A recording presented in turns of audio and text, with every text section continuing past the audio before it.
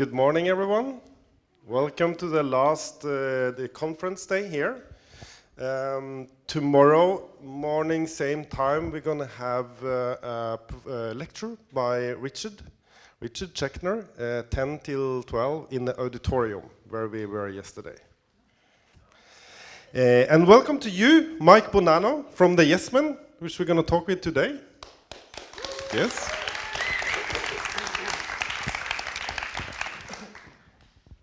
Mike gave an introduction to the Yes Men's work yesterday in the auditorium. Some of you were there, some were not. So I'm going to make a little introduction here as well, and also maybe give some new information before I start to ask you some questions. So, the Yes Men is an activist duo consisting of Mike Bonnano and Andy Bickelbaum. Both Mike and Andy studied art, and they met through a common friend in 1996. It's not true. That's what he told me yesterday. And they were both doing creative political activist intervention at that time, but then they started to work together.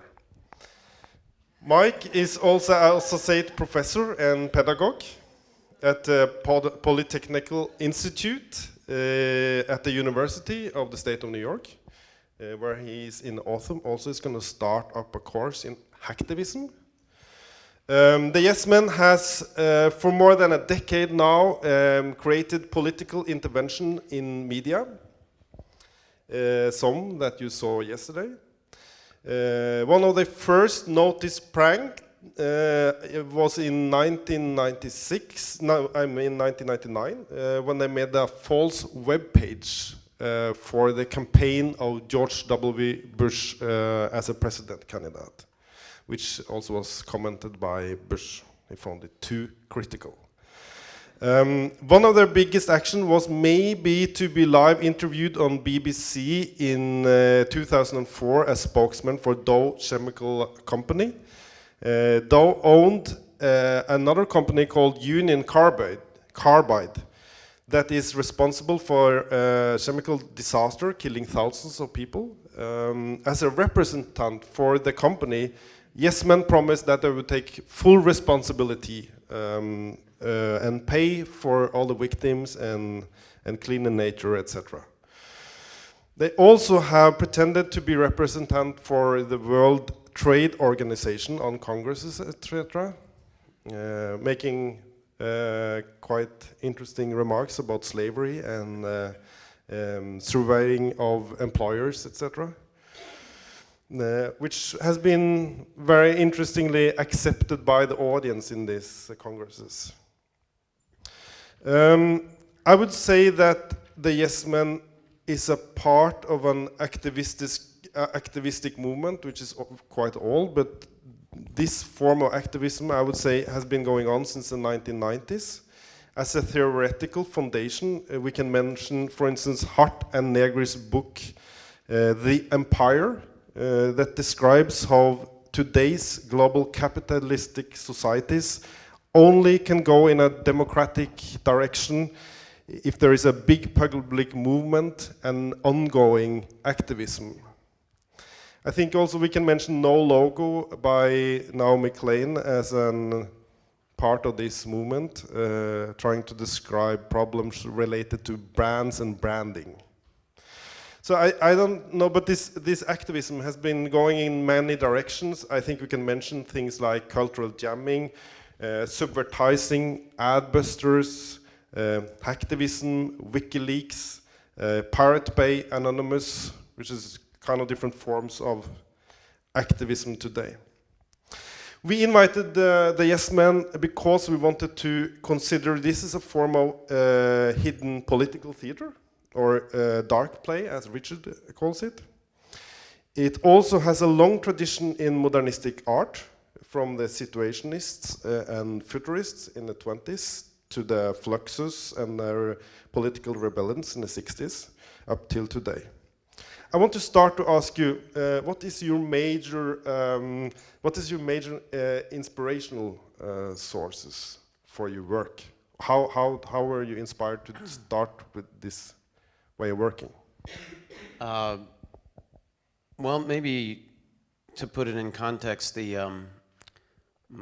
probably the first kind of breakthrough project that I did was called the Barbie Liberation Organization. And so the Mattel Corporation inspired me by creating a totally absurd toy.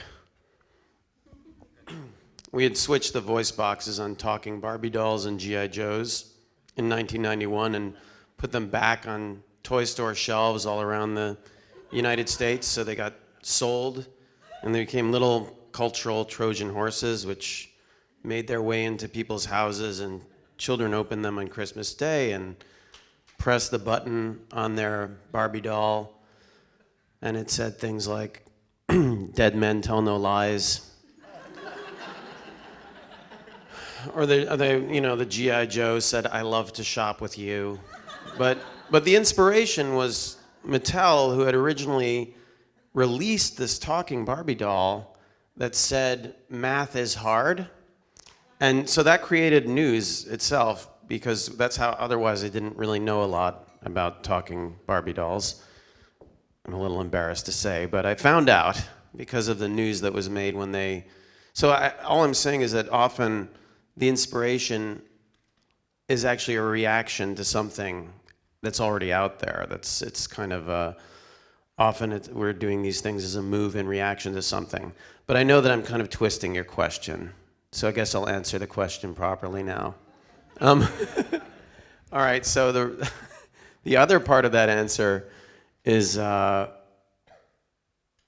there's different times in I guess in the course of doing these things that I've been inspired by different things, and I keep learning more all the time. But certainly there was a period in which I was inspired by the Dadaists and this sort of historical avant-garde that you can read about in a lot of books.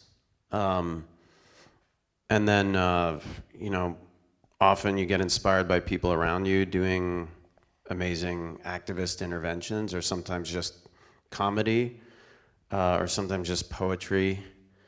I also ended up at times getting interested in digging a little deeper, and discovered that this wasn't just a thing that started with modernity, this kind of gesture, or these kinds of interventions exist in the mytho-history of almost every indigenous culture that has trickster characters that kind of hold up a mirror to culture.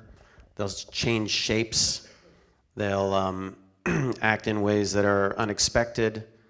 They'll put on a disguise, and they'll do that, and in the end, everybody learns something. That's this is characters like the Raven in Native American indigenous history, or the coyote. There are many others. There's a good book called Trickster Makes This World by Lewis Hyde, and he kind of makes the connections between these sorts of practices of the avant-garde, critical practices that have eventually become the type of thing that I'm doing now. So yeah, it's all over the place. People are always, I think, criticizing the politics and culture around them using humor and intervention. Yeah, and this trickster role, which you also says that is not a new position, and we can see it all through history. This trickster role that you use is somehow very much connected to media, and to kind of get media involved somehow in some way. Was that the idea? Yeah, it's just that storytelling, or sitting down in a bar and talking to somebody, it doesn't work anymore in relation to getting the word out, because we're trying to operate at the same scale as large corporations with a lot of money. They have a really large barrel on their shotgun when they want to get information out. And so, yeah, we try to figure out ways to hijack existing channels to communicate. And I say hijack, but really it's just storytelling, trying to tell a story that will allow a journalist to get it past their editors. And often that's why we do things that are funny, because humor often gives an excuse to a journalist to write a story that otherwise they're not allowed to write.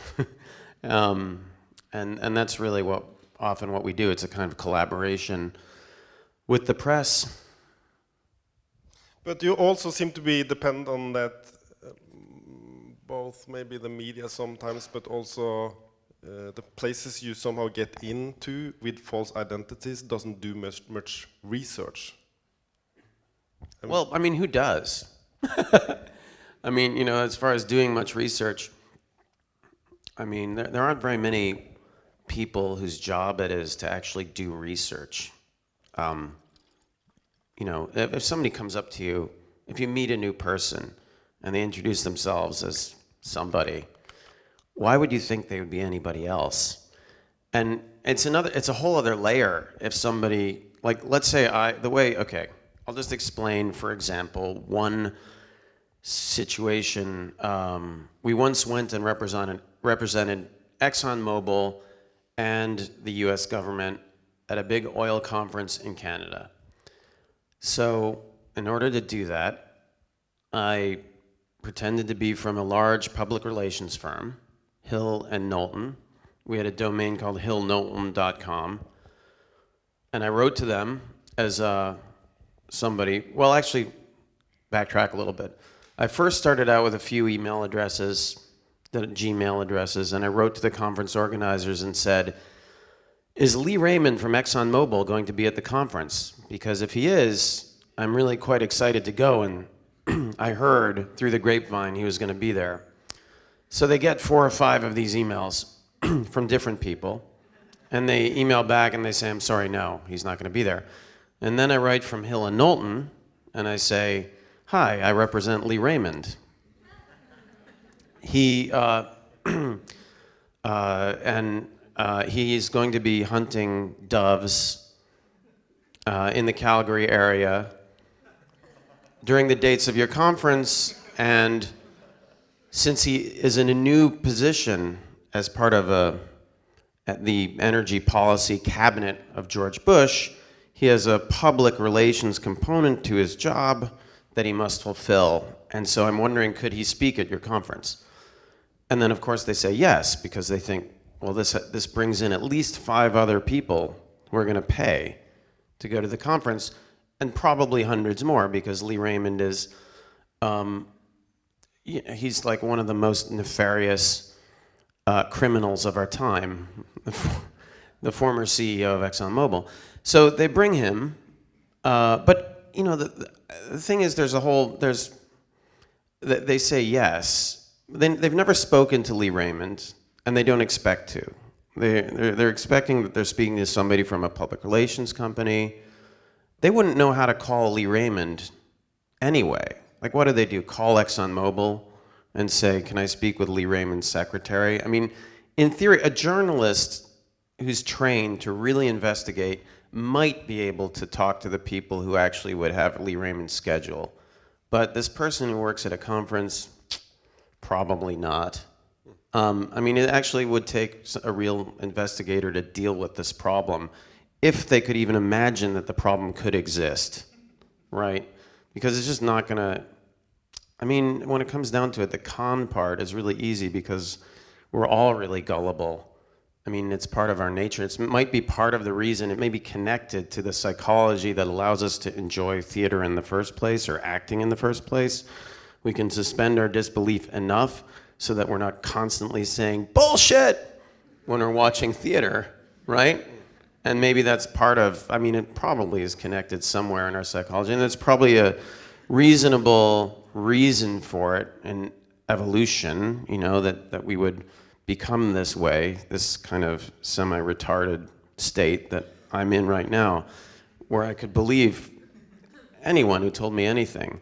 I mean, so, but yeah, we're not machines. And, you know, when it comes down to it, even on the day of the event, when we're there to represent ExxonMobil, the story it gets much weirder because after I say we've got Lee Raymond for you, I then tell them, but you can't tell anyone. And they say, why? And you say, well, that's embargoed information. If anybody finds out that he's speaking there, there's security issues. There are national security issues. There are, it also could affect market prices. And that always works. If people think it's going to affect the price of something, then it's a fear. I mean, if you spill the beans and you know some bit of information that causes the stock price to jump, then you could end up being liable for that. You know, and the SEC, the various financial police bodies will be after you. So they agreed to embargo that information, and then on the day of the event, you know, unfortunately, Lee Raymond is delayed. His friend has shot him in the face while dove hunting, and so I know it's possible. I mean, that happened. The vice president shot his friend. It was around the same time, so everybody believed that you could shoot each other while dove hunting. And then we go up and speak instead. So there's a long answer to your. It's more of a story, but I think it. No, but it says a lot about how you prepare, I think.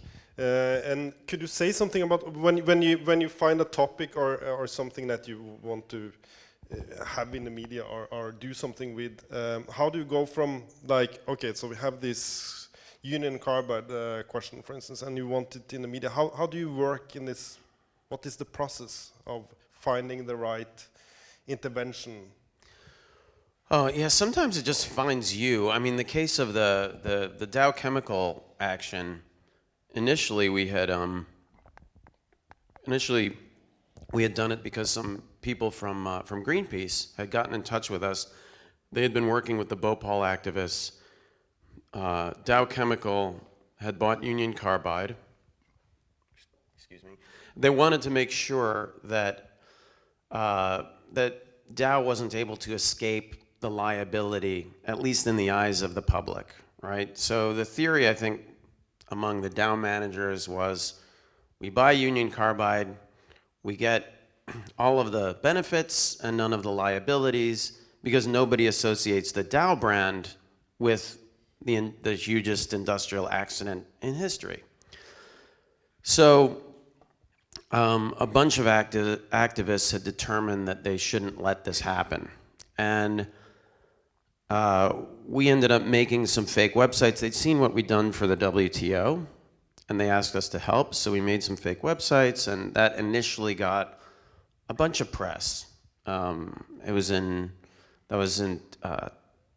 2002, the year that Dow bought Union Carbide.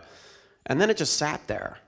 And the website sat there for 2 years before we ended up getting this accidental email from a researcher at the BBC. So that was totally by accident. At first, we didn't even really believe it.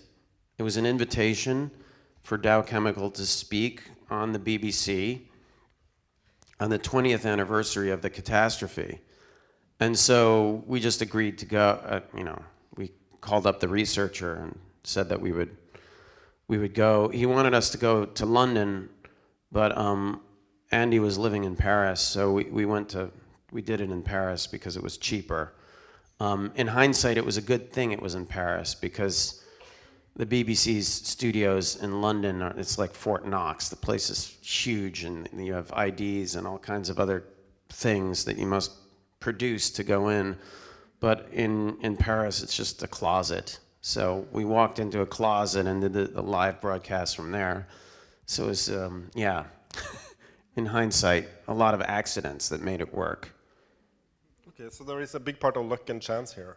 There's chance, and then sometimes, like the ExxonMobil version is a lot more. well, for that one, we were actually invited to do a thing in Calgary by a nonprofit organization, and we thought we should use the opportunity to do something else while we were there. We wanted to target ExxonMobil, specifically because of the role they'd been playing in denying climate change and in funding climate denial organizations, and in rewriting the laws of the US that make it possible for large oil companies to run roughshod over democracy. So yeah, we wanted to target them. And so then we got much more specific. I mean, we don't always do that thing where you write and get them to invite us. That's a little more, yeah, it's just if necessary. Some of these interventions and the way you do them sounds quite expensive to do. So how do you get the financement of these things? Is it by collaborating with these organizations, or? Sometimes, like, I mean, the biggest source of funding over the years has definitely been our day jobs.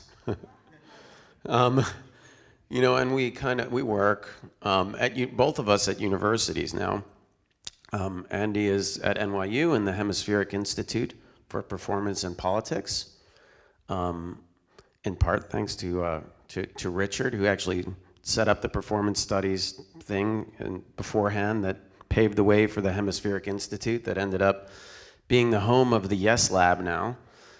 I teach at a place called Rensselaer Polytechnic Institute for the polymorphously perverse. And it's a technical university in upstate New York. And, you know, we make decent middle-class salaries. And like decent middle-class people, we take vacations. But our vacations are extreme eco-vacations, where we go and do these things. And so, I mean, in some ways it's not that different. I mean, and for 10, 15 years of this, that really was our vacation. We would go and, you know, we wouldn't do so many every year. We'd do maybe 2 or 3 interventions a year. And, you know, we'd go somewhere exotic, like Cleveland or Oslo. Yeah. And so I don't know.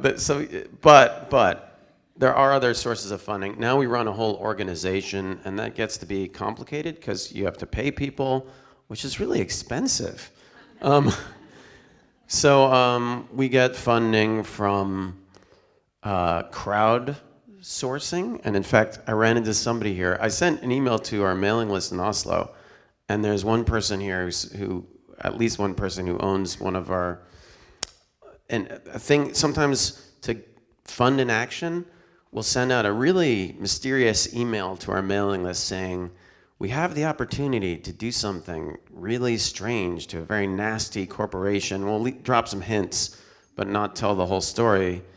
And then people will give some money, and we usually send them some kind of reward. So we did a thing against Shell Oil, where we had a big party announcing their stake in Arctic oil drilling. They were planning to drill the Arctic in the US. So we held a big party in the Space Needle that was really overzealous. It was the type of party they wouldn't normally throw because they didn't want people to think about the oil drilling. And anyway, we had these little white teddy bears that got covered in oil, like little polar bears, and we sent them out to people who supported the action. So thank you. So that's another way, crowdfunding. And then we have some foundation support. You know, we raise money the same way that anybody would for traditional theater or something. We apply for grants and things like that. We have a couple of people who've supported us. There's one guy who over the years gives us money every time the stock market is doing really bad, because he runs a short-only hedge fund, which is basically the worse the stock market is doing, the more money he makes. And so his goal is actually, it's a very interesting character. He supports a lot of kind of very edgy art projects. He's interested in killing bad companies. He just happens to have been allowed to use a whole lot of money to help do it. So anyway, yeah, it's so that's one of. Unfortunately, he's not giving us money right now because there's a stock market rally. Too bad. Oh, what a relief. So you know, it's just, but it's a matter of trying to get money, and then speaking engagements. It's another way. Yeah, if you have any other ideas about how we can, please. I will tell you.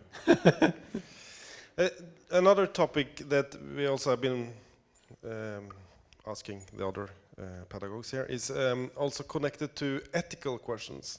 When you, for instance, around the Union Carbide, when that was on BBC, I heard quite many say, but what about the victims? They would know, someone would tell them that you will have all this money, and suddenly they realized it's not true. Is that okay to do with, I mean, when you do a hidden theater, or it has some consequences when you realize it's a performance? Yeah. Do you have some? How do you think? Well, most of the time we just feel very remorseful about what we do. Sorry. I tried. See, I'm not an actor. I could have been really sad and it would have been effective there, but I couldn't contain myself. No, the funny thing is that we've tried. We actually believed that. I mean, we believed that what we were doing was kind of vaguely edgy or wrong or something for a long time, because we thought that the various people who had seen our presentations and believed them were sort of victimized in some way, because, you know, you'd hear a third party tell you that, right? But it turns out that this is something that we assume happens to people, but it doesn't necessarily match up with the reality, at least in our experience. This is one of those moments where you've got to actually do the research and connect with our former audiences to see how angry they are or how it changed their lives. I mean, we've yet to find anyone for whom one of our actions changed their lives in a bad way.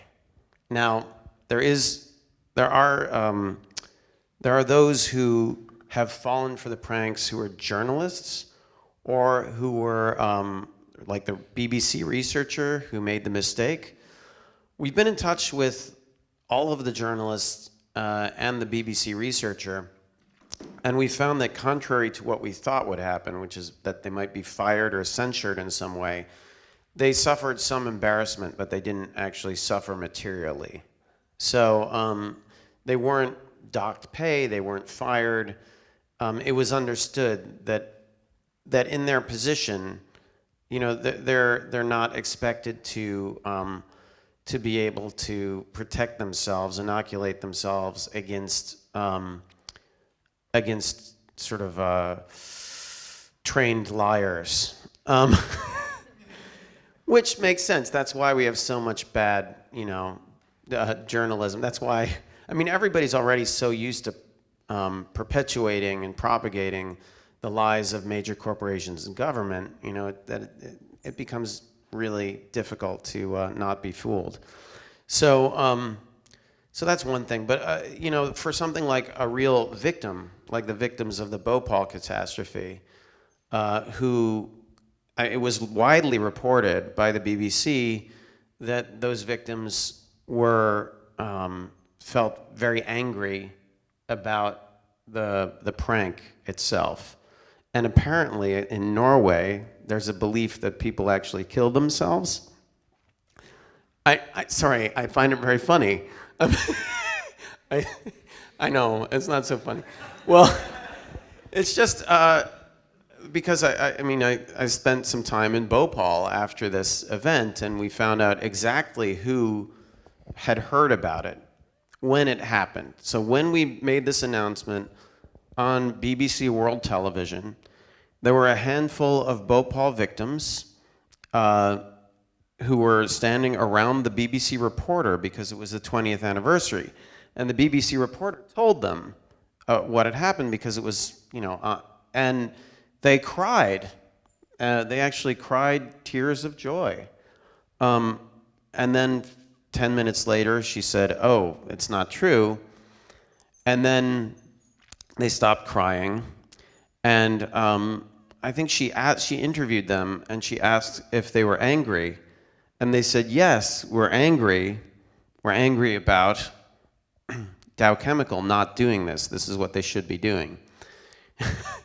But it was reported that they were angry at the people who had done the prank, which not only wasn't true, it actually just, to me, pointed out this bizarre kind of paternalistic view that we have of what it means to be victimized, right? Like these guys, these victims are actually the most sophisticated people in the world when it comes to not only their victimization, but what they need to do in order to hold Dow Chemical accountable. And so they instantly recognized the value of it. They instantly recognized what it was about. There was no problem that they had understanding it because they've been fighting for 20 years. At the time, they'd been fighting for 20 years to hold Dow accountable and to make sure that people knew, especially in the United States, where Dow Chemical is headquartered, to make sure that they knew what was going on and knew that Dow Chemical was responsible for that liability. So anyway, we went there expecting, by the time we went to India, we knew that we had been in touch, and we knew that they didn't have a problem with it. But we actually did believe from a little while what the BBC had reported, and we felt pretty bad about it ourselves until we realized that we were being really naive, and that really what you have to look at when it comes to oppression and when it comes to victimization, you really have to just ask the people who are victimized and see what they felt instead of speculating. I think I want to open for the audience to ask questions. I'm sure there are some. Yes?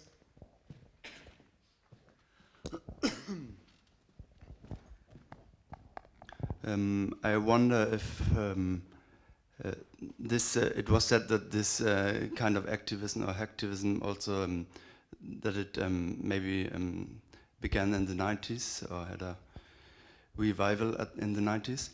And that was also the time of where the internet really started to become a reality, but also where in theory it was a time where we understood that identity is kind of constructed, and that identity could be multiple, and that we kind of perform ourselves rather than that we are ourselves.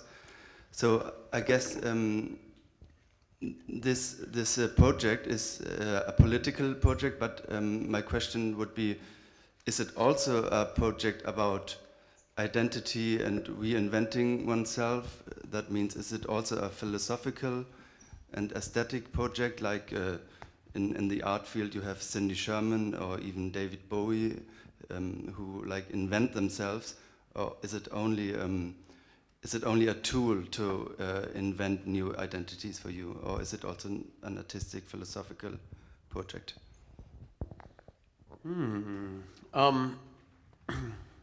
Yeah, difficult question. Well, I think it probably is a tool. Although I don't know if one can just separate them. Because I think a lot of what we do ends up being intuitive. And I think that if you go back to, there are all kinds of people doing these kinds of shape-shifting exercises with or without theorizing it. Certainly since the times of, you know, modernity. I mean, as far, you know, the post 1870. I mean, a lot of the people who are walking around Paris in the 1880s and 1890s were doing these strange ephemeral performance practices that involved changing who they were all the time. If you look at the Félix Fénéon, the poet, or people like that, there's this constant sort of fascination that happened at the time with identity and so I think that they were doing it without a whole lot of theorizing. I think it's the theorizing that is catching up in a way. And I think that what we've been doing has been tactical. It's primarily about becoming somebody so that we can do something specific, so that we can tell a story. But where these things, I mean, it's kind of a bit of a chicken or egg sort of thing. I mean, certainly if we were trying to get funding from a body that was interested in that, we would probably be doing that. But yeah, I mean, I'm not going to discount it as I think, but it's not something that I live. So when I come here, well, I mean, I come here and I'm Mike Bonnano, but let me explain something. I mean, my real name is Igor Vamos, right? Which is the name my parents gave me. But the reason I'm Mike Bonnano is not what you might think. It's not because we're inventing new identities for ourselves. It's because of an accident where we previously had a project where we had to have fake names. Me and Andy, also known as Jacques. His real name is Jacques Servan. But I mean, so we had this other project for which my main name was Frank Guerrero, and he started out as Ernest Lucero, but he ended up being somebody else. He ended up being Ray Thomas for that one because it was too weird to be Frank and Ernest. But for that one, we were running an anti-corporate corporation, and the idea was that people could invest in anti-corporate activist projects and use the corporate veil as a way of protecting their identity and being and avoiding or inoculating themselves against the liability. The same way that an investor in a corporation is able to avoid liability, you know, can't be thrown in jail. So we're thinking that we're extending that to anti-corporate activist projects and allowing people to invest. So we had this thing, but we wanted to have completely fabricated identities for that because we were allowed to. The whole thing was a commentary on what rights corporations had versus people. So we'd been doing that for several years when all of a sudden this fake website for the WTO got email from people asking us to go to a conference. And so then when we decided we were going to go do it, we thought, well, our faces are going to be, you know, people are going to see us and everything, so we can't use the same fake names that we used before, so we need new fake names. What we didn't realize is that we could have just used our real names. I mean, although in hindsight, it was a little bit easier to come up with fake names that were more normal than our real names, because our real names are a little bit weird. So people don't question, you know, a normal name as much as a weird name. You should know. So yeah, did that answer the question? What's on your passport? Passport says Igor Vamos. Guarantee it. It does. I'm not lying. I saw him in the movie. I know you. Yeah, but even that name, I mean, well, I mean, seriously, that name, my dad's family, that's from my father's, it's Vamos. It's like Hungarian, obscure Hungarian Jewish last name. But his family, in the previous 100 years, changed their last name 5 or 6 times for various reasons, because they were in Russia and they needed a German last name because it didn't make sense. You know, just all kinds of name changes. So it seems, I didn't realize that when I started using fake names, it just fit into this tradition anyway. Changing names. Yeah, flexible identity. I mean, that is... Especially in the States, I guess. But I think also Europe. Well, in the States, there's the adaptation or the adoption of a new name when you arrive. At Ellis Island, they'd often give you a new name, right? You arrive, and if you have a hard to pronounce Polish last name, suddenly, you know, you become something much simpler for an American to understand, apparently. But this was also, you know, throughout Europe, European history, particularly among people who have, you know, to change a lot in order to survive, you know. So I think they were in a situation where there were pogroms, there was, you know, then there were various things, and they were Jews, so they had to keep changing their name, or they wanted to, or they had to. I'm not sure the exact history. They became Piatigorsky for a while, and they had to buy that name. I mean, you know, it's I can only go back like 3 or 4 names before it doesn't. Somebody else? Yeah.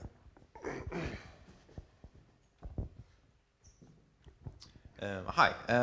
What kind of effect do you see from your projects, and does it always match with your intention?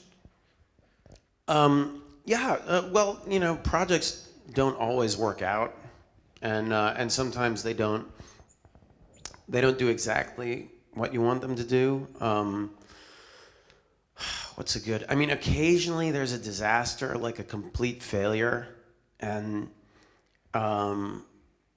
sometimes you don't really see it coming, or sometimes, you know. Most of the time they have worked out pretty well. Right now we're in a situation where we're running a lot of projects at once with organizations.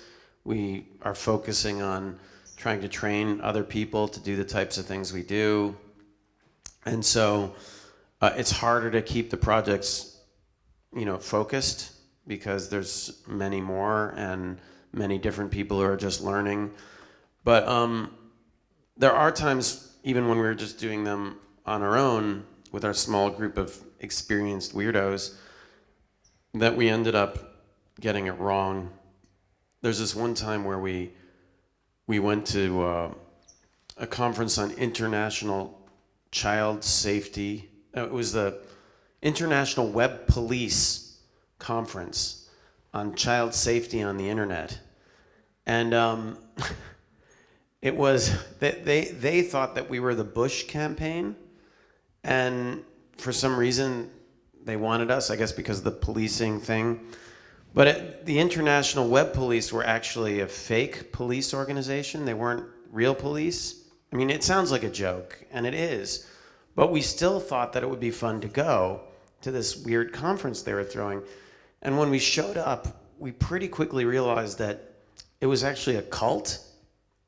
And with this one sort of charismatic, really crazy sort of cult leader, and then all of these incredibly suggestible, strange people who were fantasizing about being police. And they were wearing their own homemade police uniforms, and they had radios that none of them matched, but they were using walkie-talkies to speak to each other from across the room. And so this conference that they were having, which was essentially about, you know, identifying pedophiles. So it was also like kind of creepy in that way. On the internet, there were 3 or 4 people there, other people there besides us, who were not part of the cult, and those people were they were earnest, and they were really concerned about child safety, and they were sort of sitting in the middle, and so it was like these 2 vigilante groups. You know, we were there pretending to be the Bush administration. These other people were there pretending to be police. And in the middle were these hapless, I mean, they really were victims of both of us, right? Who had to watch us give the most absurd presentation we'd ever devised. And then, you know, and basically they figured out, the people who are in the middle just stood up during the middle of our presentation and said, what is this? Why am I here? And then they convinced the cult leader that we couldn't be the Bush administration. And then the cult leader told everyone that they should attack us. And so we got actually rushed by these crazy costume people and police, and we ended up running. We ran from the place with them screaming and clawing at us. And we we jumped in our van and started driving away as they screamed, "We're calling the Secret Service, we're calling the FBI." And we actually got really freaked out because we were impersonating the Bush administration, and a lot of people had told us, don't do that because that's the same as impersonating a police officer. And we were just at this place where everybody was pretending to be police, and they were calling the Secret Service and calling the FBI. So for a little while we freaked out and didn't know what to do. And then it was right across the street from Disneyland, so we went to Disneyland instead, which was to hide out, in plain sight. We figured if there's one place to hide out, it's Disneyland. It turned out, then we ended up not having any problems, but we tried to get the video. There was a news camera there, and we tried to get the footage from them, and they said the Secret Service took the tape. And it turned out that the Secret Service did respond to the call, but instead of shutting us down, they told the state police in Florida, who actually shut down the web police because they were impersonating police officers. And they arrested the dude. The cult leader guy was actually a wanted pedophile. The outcome of this whole story, but it was as far as we were concerned, it was a complete fiasco, like an utter and total, fuck up. Yeah. So there's a weird. Have you ever gone after pedagogues? Pedagogues. Yeah. It's a little inside joke for we don't use the word pedagogue in the U.S. ever. Nobody uses it. So when you hear somebody say pedagogue, what?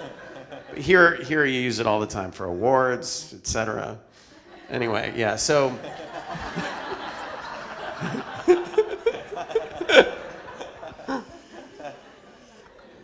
Anyway, I thought I'd tell a little story about a pedagogue I once met, unfortunately. Yeah, okay. More questions? Oh, yeah. Yeah. Hi.